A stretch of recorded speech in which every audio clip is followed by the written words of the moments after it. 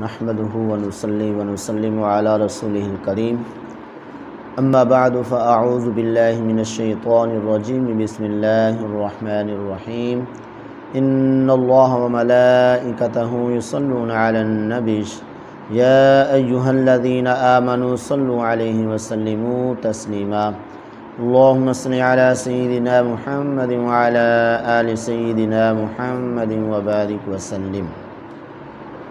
مسند امام احمد بن حنبل میں آقا کریم صلی اللہ علیہ وسلم کا ارشاد گرامی ہے کہ دھوکہ دینے والا جنت میں نہیں جائے گا اور نہ ہی بخیل جنت میں جائے گا اور نہ ہی احسان جتلانے والا۔ مطلب یہ ہے کہ تین قسم کے لوگ جنت میں نہیں جائیں گے۔ کون کون سے؟ دھوکہ دینے والا، فراڈ کرنے والا۔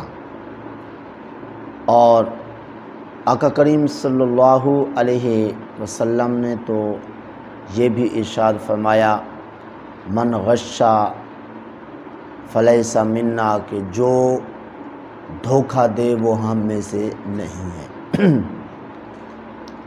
اس لیے جو فراڈ کرنے والے، دھوکہ دینے والے لوگ ہیں ان کو اس سے عبرت حاصل کرنی چاہیے کہ ان کا نہ حضور کی جماعت میں شمار ہوتا ہے نہ جنتیوں میں ان کا شمار ہوتا ہے۔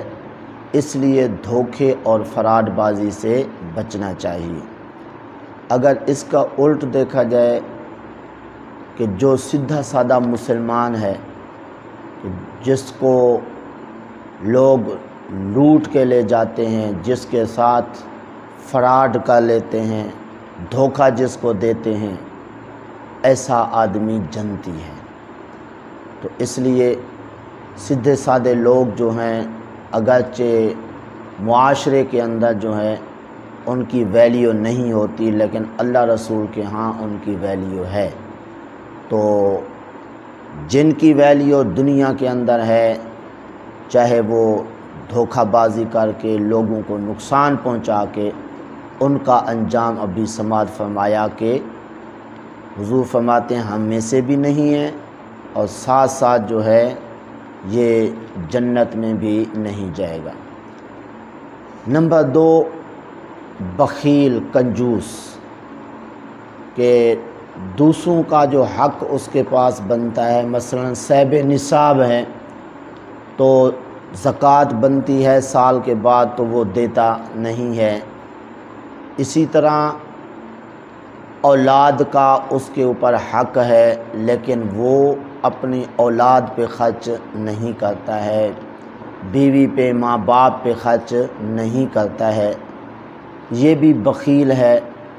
اور اس طرح اگرچہ باہر اس کی جتنی بڑی سخاوت ہو رہی ہو، لوگوں کے اندر اس کی سخاوت کا نام ہو، لیکن کیا فائدہ اس کا کہ جو ذمہ داری ہے اور جن کا خرچہ اس کے ذمہ ہے وہ پورا نہ کرے، اور اس طرح اپنی سخاوت کا چرچا کرنے کے لیے جو ہے دوسروں کو دیتا رہے، اپنے ماں باپ، عزیز رشتہ دار، اپنے بچے، بیوی، وہ پریشان ہوں، وہ دوسروں کے سامنے ہاتھ پھیلاتے پھریں، لیکن یہ جو ہے دوسروں پہ سخاوت کر رہا ہے۔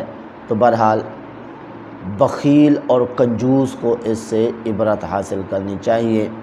نمبر 3، احسان جتلانے والا، کوئی نیکی کر کے بار بار لوگوں کے سامنے اس کو شرمندہ کرے کہ جی ہم نے فلاں موقع پر آپ کے ساتھ یہ احسان کیا، تمہارے ساتھ یہ برتاؤ کیا، تمہارے پاس کچھ نہ تھا ہم نے دیا، تمہارے پاس کپڑے نہیں تھے، فلاں فلاں نہیں تھا، یہ ہم نے لے کے دیا جی۔ تو اس طرح کی باتیں کر کے اگلے کو شرمندہ کرے، شرمسار کرے لوگوں کے سامنے، تو یہ کیا ہے؟ احسان جتلانا ہے، اور یہ احسان جتلانے والا بھی حضور فرماتے ہیں جنت میں نہیں جائے گا۔ تو اس لیے ہم سب حاضرین اور ناظرین کو اپنے گریبان میں جھانکنا ہوگا کہ کہیں یہ تینوں برائیاں ہمارے اندر تو نہیں پائی جا رہی۔